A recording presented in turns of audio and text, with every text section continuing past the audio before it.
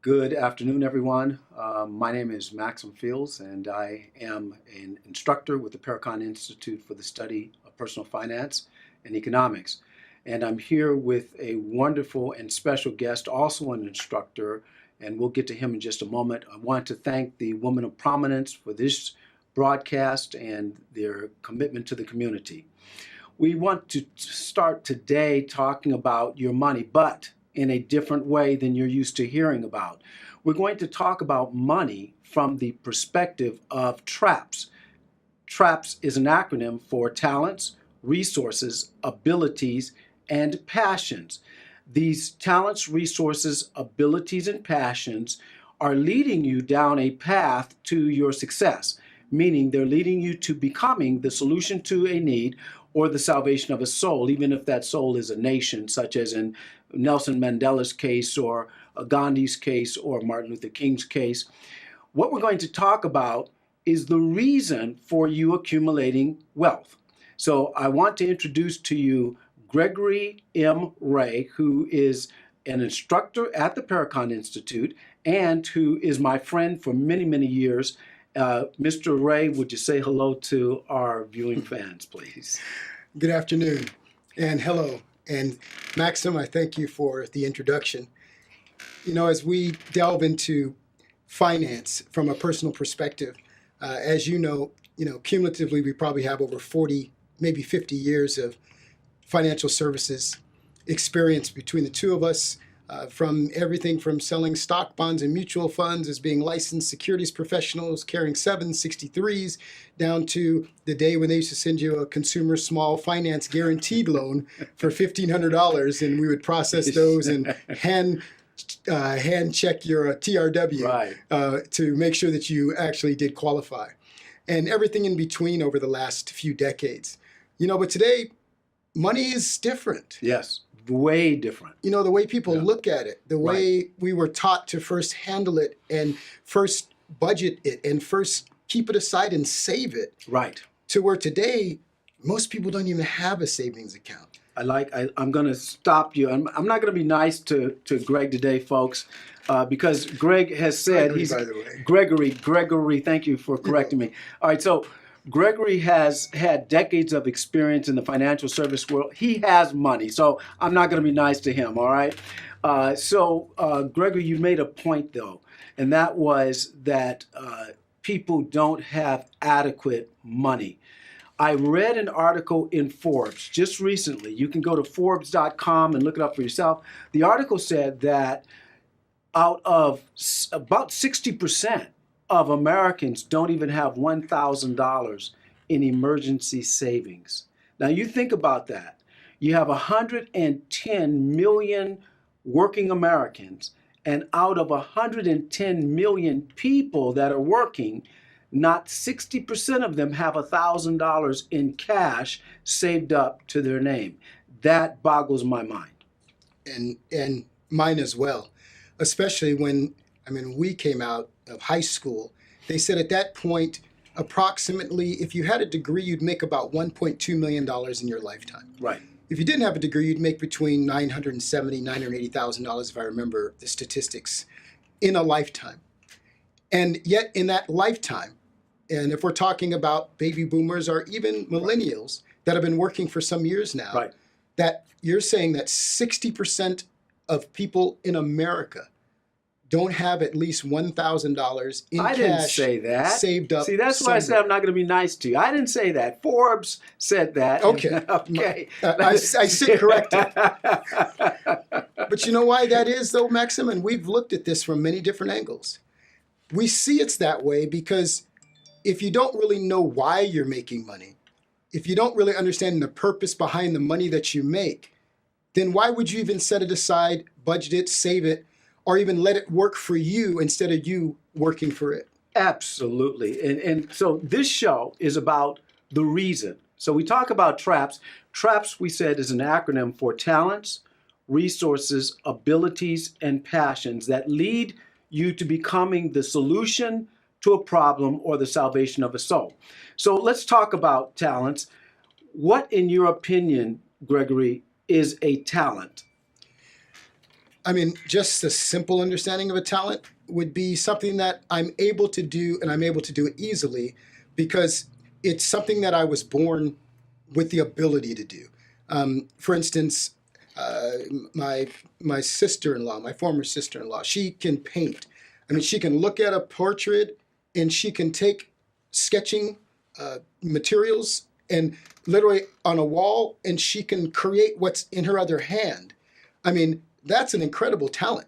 Now, did she have to go to school to learn that talent? She may have had to go to enhance the talent. Absolutely. But did she have to originally go to learn how to do that? Or was it something intrinsic, something innate? It was something, intrinsic's a really big word, Maxim, and you probably had to pay 50 cents to be able to access I'll that spell word it today. for you if you want. Please do. So if it's something intrinsic, it simply means it's inside. It's part of your makeup. Yes. And so a talent is something that is part of your makeup, something you're good at. You can't even explain why you're good at it. And so when you exercise that talent, something good comes out of it. Absolutely. I think that's a great definition. But you said something very important, which is a trigger. If you exercise it. See, many people wake up every day and go to earn a paycheck or earn a commission or go to fulfill their obligation in order to receive compensation and never apply the talents that they actually were intrinsically given by the creator or by however you believe you came to be. Something, someone, some entity built you with the ability to do a thing that's almost unique to you. I'm going to stop you there again, Gregory. All right. Interesting point. Let me tell you why. Okay. You're not going to ask me why? I'm about to. Okay, ask me why. Why is that an interesting That's point? an interesting Maxim? point because it turns out that 60% of the workforce around the globe are disengaged from their employment. What that means is they go to work, they're going to work for work's sake, not because it's a passion, not even because it's a talent, but because they need the money, they're going to work. And that's a good reason to work, but that's not the highest use of your potential. So, because I don't always catch everything the first time, you're telling me that 60% of the people that are watching this program and some people that aren't watching this program go to work every day to a place that they may not necessarily enjoy or may not necessarily want to go to, but they're going there in order to collect a paycheck or to get themselves out of debt, or because this is the only thing they think they're capable of, or maybe because a cousin or somebody worked at this company and got them a job, and that only 40% of the people wake up every day and say, I'm not going to work. I'm going to do what I was built and purposed to do, and therefore I never feel like I'm going to work. And they pay me to actually do this? Is that what I hear you say? No, see, there I'm going to correct you again, Gregory. I didn't say this. I'm saying that these are the statistics. Just Google it yourself, folks, and you'll find out that the statistics show that as high as 70% of the people don't like what they do for a living. And that's worldwide, so that's an epidemic. So what we're saying is simply this. If you want to make more money, the first thing you have to do is to figure out why you're here. Figure out your purpose. Figure out your passion. And we're about to help you do that, right? Absolutely. Because I was about to say, because that's a big formula. And when you really say it like that, but you know what we found out, really? Yeah. It's actually a lot more simple than it really sounds. It is. So we're going to break it down. So you talked about talent, something that is natural for you to do. Or intrinsic, as you Intrinsic, right. Now, a talent has to be verified. You don't have a talent just because you think you have a talent. You got to have some witnesses that say, hey, you're good at that. Okay. So if you don't have someone that's validating your talent, that's probably not your real talent. Well, I think as they're looking at the screen just a second ago, it would be fair to say, as you were looking, a talent is an inherent set of skills which cannot be explained by study, practice, or otherwise. It's a gift. And as you outlined in a lot of your writings, Maxim, every human being has something they are good at. Talents are not limited to public display, but can be innate. Talents alone cannot guarantee a person's success. Talents must be activated with persistence, intelligent effort in order to yield benefits. And talents are not just for the benefit of its possessor, but more so for the world around him or her. And that's the point we've got to get. If you're just going to work for a paycheck just to pay the bills, you're kind of missing the point there. Your existence has to be to the benefit of everyone around you. So let's move to resources now. Resources, now this is the magic potion, if you will. Resources. We live in a country that is pregnant with resources. We've got so many resources. We drive by them, we walk by them, we cycle by them every single day, not realizing that they are a resource for us to build wealth. For example, your public library, well overlooked resource. Your university that you graduated from or that you attended and you didn't graduate from, that's a resource. They have libraries there, they have alumni associations there. Those are resources. Your LinkedIn page, a resource. Every person in your cell phone, that's a resource. Your family members, resources. Your job, resources. And when you begin to list all of your resources, Gregory, you run out of paper because there's so many of them that we just don't realize we have.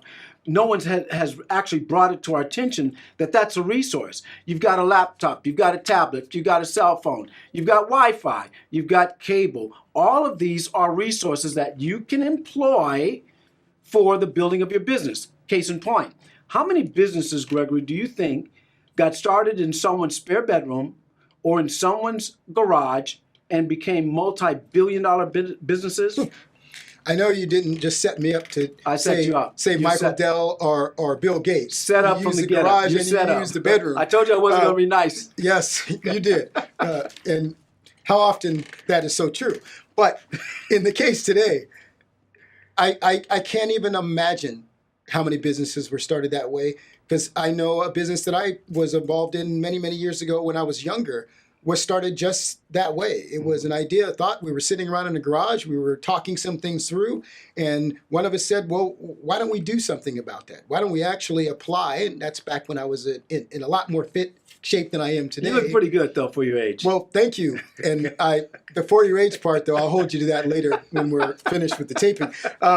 And I will say we put action to that thought. We put action because we were very talented young men, the five of us. You know, we had a passion for exercise. We had a passion to help people get fit. I can't tell you in the 80s when it was a fitness craze, how many people exercised right after they got off of work. Yep. And how many it was, the statement was, I'll see you at the gym, or I'll see you after the gym. I mean, that was just regular, normal talk on an everyday basis. What was happening, though, was people were doing something and they were benefiting from the something that they did. And we took those talents as young former athletes and we put them to use and actually made a business out of it. And the business thrived for a very period of time. It started in the garage, you guys just hanging out, all right? That's the point. You know, everything around you, your backyard can be used as a garden to grow organic vegetables or teas or whatever. How many opportunities have we had? We walk past those opportunities, we walk past those resources, but we don't realize the value. Now, other people are dying to come to this country because they see the resources and they want them. They want to employ them for the benefit of their family and for the community. So let's move on from resources and then let's talk about abilities. That's your forte. What is the difference between a talent and an ability? Well, I would say, using your language, a talent is something that was intrinsic, something that was innate, that you didn't do anything for. Right. It was actually just gifted to you at birth. but an ability is something that you can actually develop. For instance, I was a multi sport athlete in high school, right? I wasn't born shooting a basketball. But I spent many, many hours in front of the house. Back in those days, you lived in a neighborhood, you had a house, you had a garage and a hoop, if your parents would put it up there. And I shot free throws every single day for years. And that allowed me to go on and play in high school and be designated a free throw shooter during technical fouls. Right. That was an ability that was generated the same way that most people can generate many, many abilities and already have many abilities that they've developed from the jobs that they've had. They've developed from the courses that they've taken in school, whether it be high school or college. They've developed from just being in relationships. They've developed those abilities. But I think the point is an ability is something that you can develop. So if you want to be in a certain business, you just have a passion for that business. You want to be a part of that business, but you don't know how to run a business. The ability to run a business, you can learn. You've got YouTube, you've got Google, you've got community classes. We teach a free budgeting class. There's no excuse for being in America and not developing your abilities. You may not have the talent for something, but the ability is something that you develop out of decision and what we call persistent, intelligent effort. That's your PIE, your PI. You continue to develop these abilities until you're good at it. Now I want to just have you read this, Gregory. What is an ability, our definition? Absolutely. As you're looking on the screen there, you see abilities. An ability is any skill developed through repetition. Thus the example, shooting free throws day after day after day. Recognition, persistent effort, or education, formal education versus an informal education. So we look at the abilities like talents, but they must be cultivated continually. Abilities like talents will diminish without constant use. And most abilities are time-space sensitive and must be managed as one would manage a scarce commodity. Ultimately, abilities, unlike talents, are not necessarily gifts. Thus, you are 100% responsible for developing them. So I'm not responsible for your abilities. You're not responsible for mine. I'm responsible for me. And I'm responsible for me, but ultimately, we're actually responsible for each other. We're accountable to each other. Absolutely. Okay, I'll buy that. All right. So let's talk about the next thing in the final part of this, or next to the final part of this, passions. Now, a passion is something that is also a gift. You may have the passion for color. You may have the passion for art. You may have a passion for music, for food. You may have a passion for dance.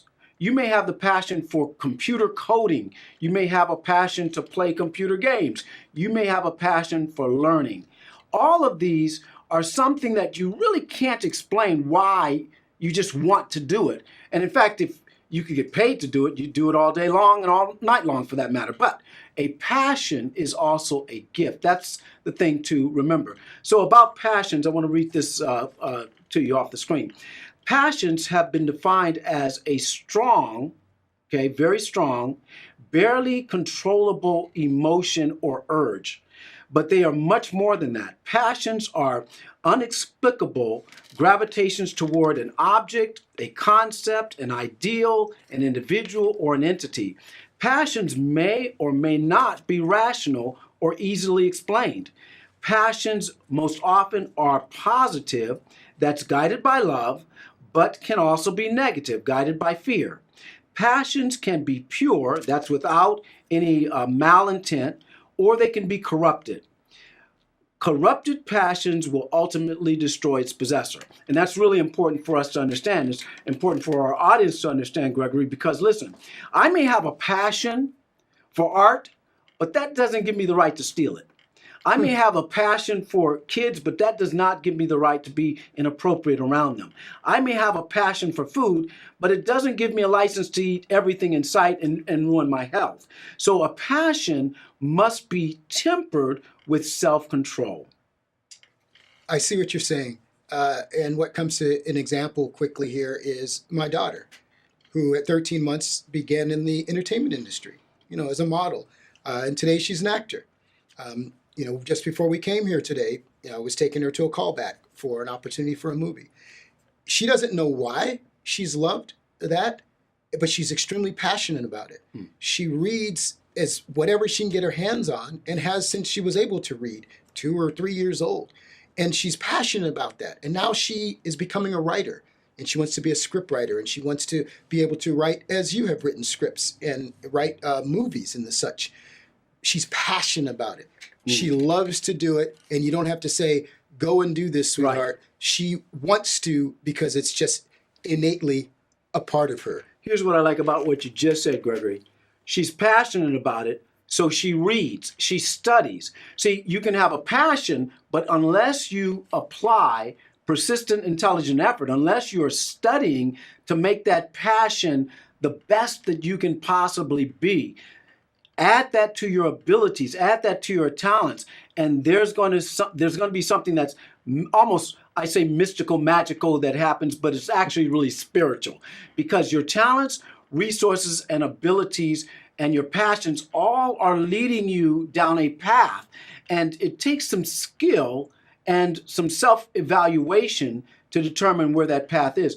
But the path always leads you to becoming the solution to a need or the salvation of a soul. Let's talk about that briefly as we bring this to a close. You mentioned that it all culminates for a particular reason, right? And I think we need to understand that we're all here for a purpose. Right. Nobody was an accident. You just didn't drop out of thin air because thin air decided to drop you out. And what you're able to do is something that really only you can do. I want you to repeat that right into that center camera there, Gregory. Go ahead, use those brown eyes and just talk to that camera right there and say what you just said. That's important. Just need to let you know again that nobody here is here by accident. You're here because that divine creator of creation, our creation itself, has put you here for a purpose, for a reason, something that only you were brought here to do. Though many may share some of your same abilities, maybe some of your same talents, maybe even you find people that have passions like you have, but they're not you. And they can't do it the way that you can do it. And so when you take all of these other elements and you put them together, believe it or not, you are a solution to something bigger than yourself. Right. And thus, when we get into budgeting in our next program and explaining why when you earn, that earning is actually to support your passion, because your passion is actually your purpose. And we'll tie that together the next time we come together. But Maxim, I want you to really explain to them what a solution is in the last couple of minutes here. And when you say solution to and salvation to a soul, what do you really mean by that? Here's what I mean. So every one of us, because we are uniquely designed, because we have a unique DNA, physical DNA, we also have a unique social DNA, and we have a unique spiritual DNA. It's unique to us. There's no one on the planet out of 7+ billion people that are exactly like you, that have your talents, your resources, your abilities, your passions, and that have the ability to be the solution for something that you are uniquely designed to be. Now money makes sense, because to have money for just to consume it and to have fun makes no sense at all. But when you have a purpose, now you have a reason to go to work, even if it's something you don't like doing, save up your money, even though that's difficult to do, manage your credit, even though that's not the easiest thing to do, and then begin to prepare to fulfill your unique purpose for living. That's what T.R.A.P.S is all about. And that's why we teach this before we teach about the use of money, how to budget it, how to invest it, how to spend it. Because if you don't understand why you're here, if you don't understand your unique purpose for existing, why would you go through the pain of developing your resources? And resources, by the way, one of those resources is your money. So why would you go through the difficulty of saving money and investing that money and learning how to use the money to activate your purpose? It doesn't make any sense. But this way, once you discover why you're here, Gregory, it all makes sense. So simply, I believe, can they go out to a site and actually start to piece this together and get a better understanding? Well, we provide a lot of free resources, and they can go to mytraps.org. They can contact the show here, and they can let them know how to contact us, because we do have the free budgeting class every first Tuesday. They need to take advantage of that. That's a resource, folks. We'll see you next time.